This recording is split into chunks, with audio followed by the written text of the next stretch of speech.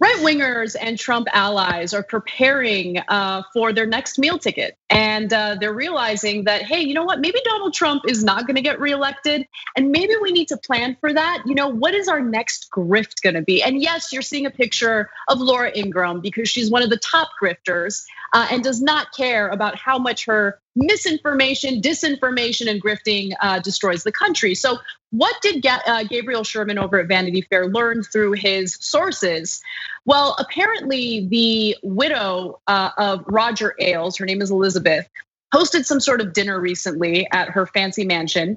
And at that event was Laura Ingraham. And she allegedly said, "We have to be prepared for Trump losing," Ingraham told her dinner companions, according to the source, perhaps anticipating that Fox News could pivot in a post-Trump media environment. Ingraham said she's been in talks to take over for Rush Limbaugh, who recently revealed his stage 4 lung cancer might force him off the radio. Laura's really interested in Rush's job, a person close to Ingraham said. Also, Donald Trump is still planning on holding an in-person Republican convention in Jacksonville, Florida, even though coronavirus is a disaster in this country, and now the number of coronavirus deaths is increasing. And it turns out that there are a number of Republican senators who are like, nope, we're not going. It's unsurprising that Mitt Romney announced that he would not attend, but also on that list, we have Lisa Murkowski and Susan Collins. Okay, this story has two amazing components. One you already mentioned, Anna, Laura, man, they are super cold-blooded. Rush Limbaugh, my dear, dear friend and ally. Oh, he's got stage 4 cancer, does he? Let me finish him. It's someone close to Laura Ingraham, so someone who likes her and is on her side, said Laura's really interested in Rush's job. Man, they got no sense of morality at all. Imagine one of us is dying and someone else at TRT is angling for their position. Oh my God, that would be unreal. That would be unthinkable, right? For them, it's a matter of course. Oh, he's almost dead. Give me his job. They're just the most vicious people you've ever met. Okay, now the second part of it, and I love this. They cannot get through to Trump. So I love every one of these stories. So he's thinking of commuting Roger Stone's sentence before he has to report to jail on July 14th. And every single advisor, including Bill Barr, is saying, don't do it. In fact, quote, according to a senior source at the White House, Barr has told Trump not to do it. And if he does, there will be a mutiny at the Department of Justice, okay? But he will not listen. So even when the guy you hired to help you break the law says, don't do this one, okay, maybe you should be a little worried. But here comes my favorite quote. Republican close to the White House said, quote, "You can't underestimate how hard it is to get information through to him." Okay, he continued. "When you talk to him, he just talks at you. He doesn't like to read memos, so there's not really a way to get through to him. Everyone agrees."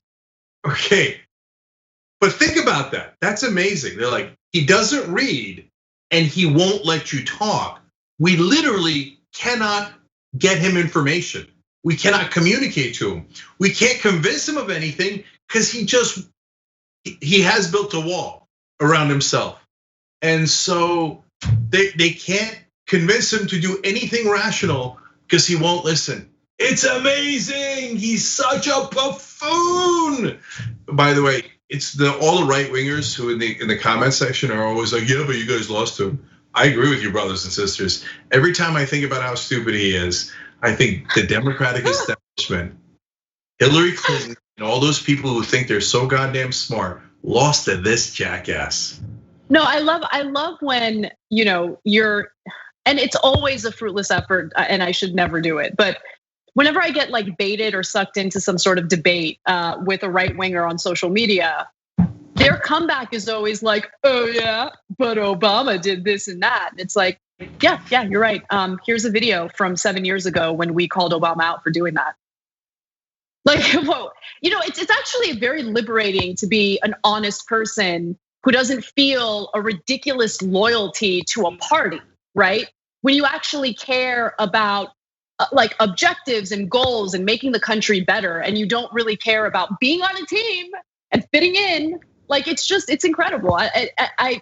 How can anyone defend Donald Trump at this point? I don't understand. Still, at this late stage, 80% of Republican voters support Donald Trump.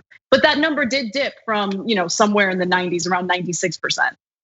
All right, one last fun little dessert here for you guys. So no one can agree who should run the campaign anymore because Trump has lost faith in Pascal. But everybody also knows he's gonna throw the next guy under the bus. Everybody knows it's actually Trump. That's patient zero. He's the real problem. So people kind of want the glory of being a campaign manager, and that comes with a lot of hype, and you'll get jobs for the rest of your life, but it's a miserable place to be. So people are saying, well, why don't we just give it to Jared? He does every job at the White House anyway. He's already president. Why don't we just let him do this one? So they're trying to push Jared Kushner to go over to the campaign from the White House. A source so close to the Jared Kushner, they use the word "I," said, quote, "If I go to the campaign, Trump might not let me back into the White House."